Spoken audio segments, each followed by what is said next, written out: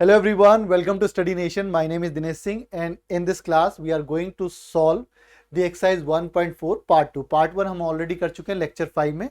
Okay, so as I say in every class, please go through the content before coming to this class or try to solve the question.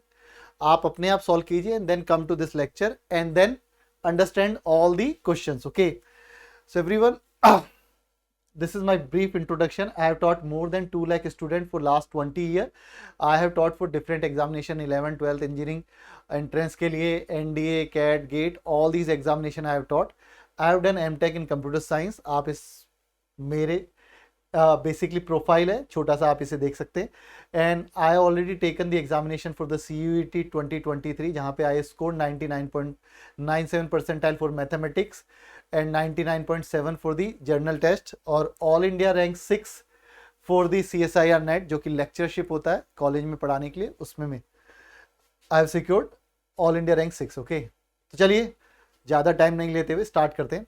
And everyone don't forget to subscribe to our channel जहाँ पे आपको और भी subject के video मिलेंगे. Like we have started for the physics, soon we will start with the for the chemistry also. Okay, और सारी classes 9, 10, 11, 12 इसमें अगर आपके कोई भी दोस्त या फिर आपके छोटे बड़े भाई बहन हैं तो please share our channel with them so they can be benefited.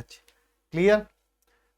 चलिए, तो इन द लास्ट लेक्चर मैंने आपको बताया था you should know what are the Venn diagrams. Means operator कितने होते हैं आपके पास: union, intersection, complement, symmetric difference, difference और साथ ही साथ कार्टेशियन प्रोडक्ट. तो और भी हैं जो मतलब कुछ ऑपरेटर है जो अभी आएंगे, कुछ ऑपरेटर आपको बाद में मिलेंगे. ओके, तो चलिए स्टार्ट करते हैं क्वेश्चन से.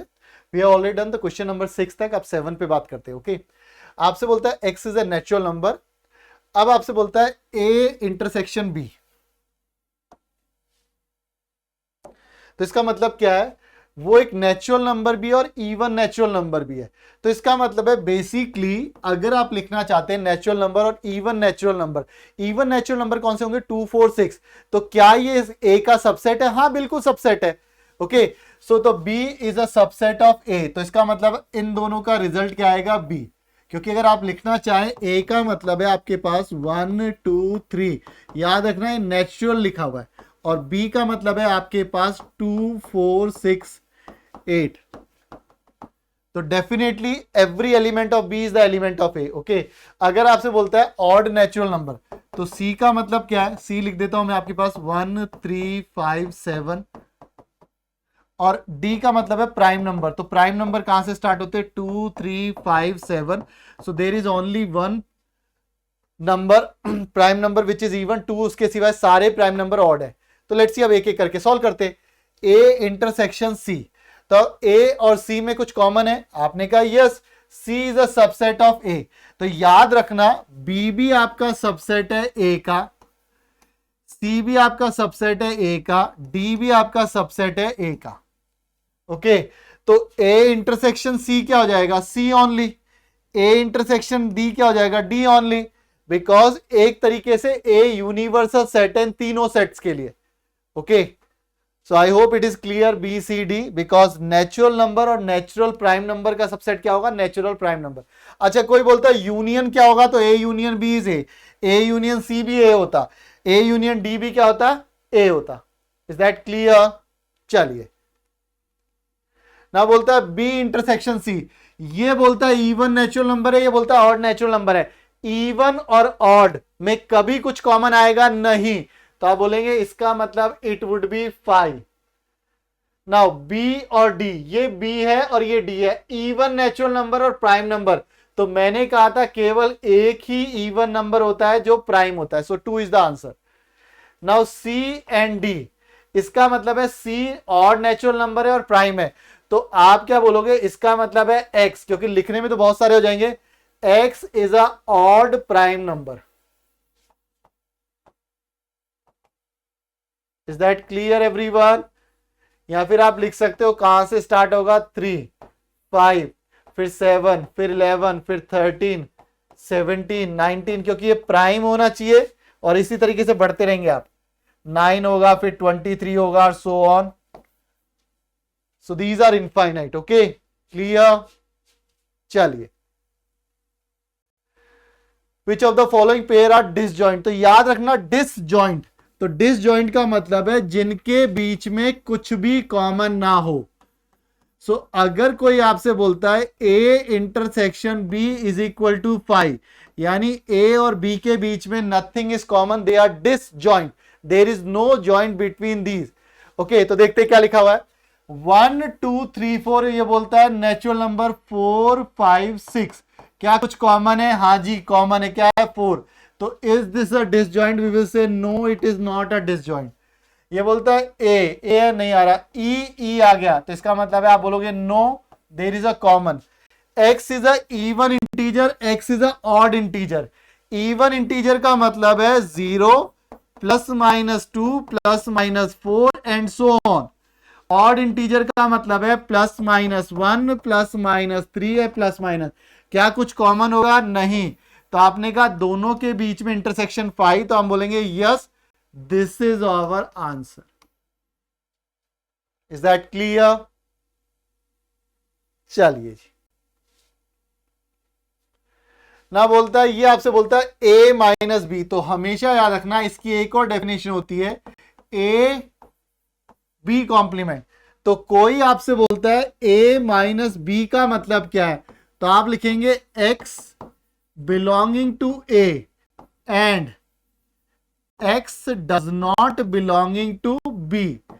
तो इसका मतलब अगर b से बिलोंग नहीं करेगा तो कहां होगा? b के कॉम्प्लीमेंट से, बिकॉज b कॉम्प्लीमेंट की डेफिनेशन क्या होती है? x does not belonging to b। और याद रखना complement can be calculated with the help of universal set only. तो आप यूनिवर्सल सेट की मदद से ही निकाल सकते हो। ओके, तो अब यहां पे यूनिवर्सल सेट तो पता नहीं है, तो हम बहुत सिंपल सा तरीका निकालेंगे। इसको आप ये भी बोल सकते हो ए बी कॉम्प्लीमेंट, यानी ए में से वो एलिमेंट निकाल दो जो बी में भी है। तो आप बोलते हो belongs to A but not B, ये इसकी डेफिनेशन है। ए माइनस बी का मतलब है belongs to A but not B. तो याद रखिए ए में कौन कौन से एलिमेंट है? 3 6 9 12 15 18 21। इसमें से बी के कौन से हैं? 4 आ रहा है, नहीं आ रहा, 8 आ रहा है, नहीं आ रहा, 12 आ रहा है तो 12 हटा दो, 16 आ रहा है, नहीं आ रहा, 20 आ रहा है, नहीं आ रहा। तो इसका मतलब क्या आएगा? 3 6 9 15 18 21। So this is the answer of the first one, A minus C. इसका मतलब है ए में से सी वाले हटा दो। तो सी के कौन कौन से? आपने कहा अच्छा 3 आ रहा है, नहीं आ रहा, 6 आ रहा है, यस, तो 6 का मतलब है 6 हटा दो। 9 आ रहा है, नहीं आ रहा, 12 आ रहा है, आ रहा है।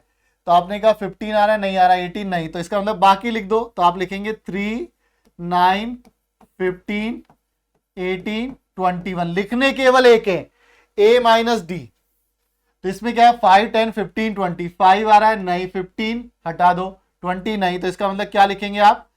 It would be what? 3 6 9 12 18 and 21। Clear? आपको वो एलिमेंट हटाने जो डी के अंदर है। क्लियर? चलिए ना बी माइनस ए, अब बी में से हटाने ए वाले, तो इसमें कौन सा था? 12 था, तो इसका मतलब 12 हटा दो। तो आप क्या लिखेंगे? It would be what? 4 8 16 and 20। अब सी माइनस ए, तो याद रखना सी में से ए वाले हटाने, तो एक तो 6 हटेगा, एक आपके पास क्या हटेगा? आपने कहा 12 हटेगा, और कुछ है? नहीं है, तो आप लिखेंगे 2 4 8 10 14 एंड 16। क्लियर? अब आपने बोला डी में से, तो डी में से कौन सा एलिमेंट था? 15, तो आपने कहा आप लिखेंगे 5 10 20। क्लियर? तो इसका मतलब है D minus A is a subset of D, यानी केवल ए के एलिमेंट हटाने हैं। तो कभी भी कोई आपसे बोलता है A minus B is always a subset of A, ये हमेशा ट्रू रहेगा, क्योंकि आपने कहा ए के एलिमेंट रखने, उसमें से बी हटाने, तो 100% ये ए का सबसेट होगा। ओके, तो इसी तरीके से अगर कोई बोलता है बी माइनस ए किसका सबसेट होगा? ये बी का होगा। ओके, चलिए बी माइनस सी, 4 8 12 16, तो आपने कहा 4 है, हाँ जी है, 8 है, हाँ है, 12 है, हाँ है, 16 है, तो इसका मतलब क्या बचा, केवल 20 बचा। अब आपसे बोलता है बी माइनस डी, तो बी में क्या है आपके पास 5 10 20, तो 20 हटेगा केवल, तो आप लिखेंगे 4 8, चलो जी बी माइनस डी भी हो गया। बोलता है सी माइनस बी, अब सी में से बी वाले हटा दो, तो आपने कहा 4 हट जाएगा, फिर आपके पास 8 भी हट जाएगा, 12 भी हट जाएगा, 16 भी हट जाएगा, तो क्या बचेगा, आपने कहा 2 6 4 गया 10, इज दैट क्लियर? 4 8 12 16 निकल गए। चलिए तो सी माइनस बी हो गया। अब डी माइनस बी, डी का मतलब 5 10 15 20 में से बी में क्या है 20 है, तो इसका मतलब क्या बचेगा, केवल आप 20 हटाओगे तो 5, ये हो गया डी माइनस बी। अब बोलता है सी माइनस डी, सी में से डी वाले हटा दो, तो 10 हट जाएगा, 10 कॉमन है, और कुछ नहीं हटेगा, 2 4 6 8 12 14 16 हो गया जी। अब बोलता है डी माइनस सी, डी का मतलब है 5 10 15 20, इसमें से केवल 10 जाएगा, तो क्या बचेगा, क्लियर एवरीवन? चलिए जी, अब बोलता है एक्स ये है, एक्स माइनस वाई, तो इसका मतलब है एक्स में से वाई के एलिमेंट हटा दो, तो बी हट जाएगा, बी कॉमन है, डी हट जाएगा, तो बचेगा क्या, ए और सी। अब बोलता है वाई माइनस एक्स, वाई में से हटा दो, तो इसका मतलब बी, अभी भी क्या हटेंगे, बी और डी, तो आपके पास क्या बचेगा, एफ और जी।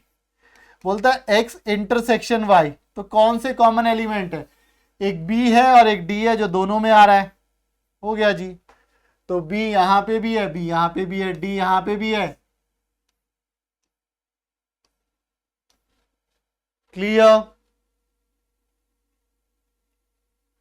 R is the set of the real number, Q is the set of the real rational number, R minus Q। इसका मतलब है रियल में से आपने रैशनल हटा दिए, तो आपके पास क्या बचता है, वो बचता है इर्रेशनल नंबर।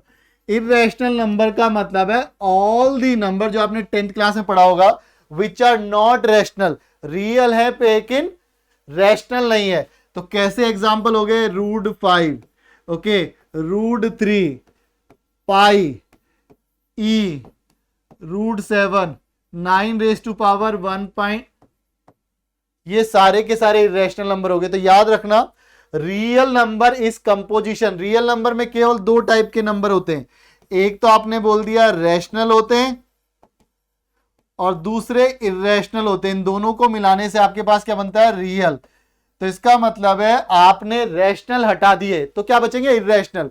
ऐसा कोई number, there is no number which is rational and irrational both, so means real number is a combination of rational and irrational. याद रखना, इरेशनल वर्ड कहां से आया, which is not rational, so it is a real number which is not rational, so that's why it is known as a irrational. तो आप बोले it is a real number which is what, not rational. तो real and not rational, by the definition it would be what, irrational only, clear? और 10th class में आपने पहला chapter ही पढ़ा होगा कि कैसे चेक करते हैं number is what, is a irrational number, okay. तो चलिए, now following statement are true और फॉल्स, तो आपको चेक करना है ट्रू है या फॉल्स है। लेट्स सी, आर डिसजॉइंट, क्या इनमें कुछ कॉमन नहीं है, 3 कॉमन है, आपने कहा disjoint, no it is a false statement. Why, because they have something common. ए कॉमन आ गया, क्या ये डिसजॉइंट है, नहीं ये डिसजॉइंट नहीं है। 2 6 10 14 3 7 are disjoint set, yes it's a true statement. कुछ कॉमन है, नहीं है कॉमन, 2 6 10 3 7 11, तो आपने कहा yes it is a true statement. क्यों, कुछ कॉमन है, नहीं है, चेक कर लीजिए, इसमें 2 6 10 है, इसमें है ही नहीं कुछ भी। Clear everyone?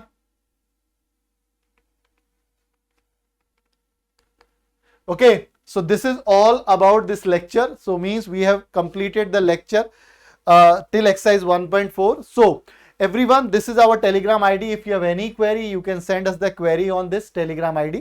साथ ही साथ ये हमारे टेलीग्राम ग्रुप का लिंक है जिसे आप स्कैन भी कर सकते हैं और @SN11 and 12 करके भी आप सर्च कर सकते हैं.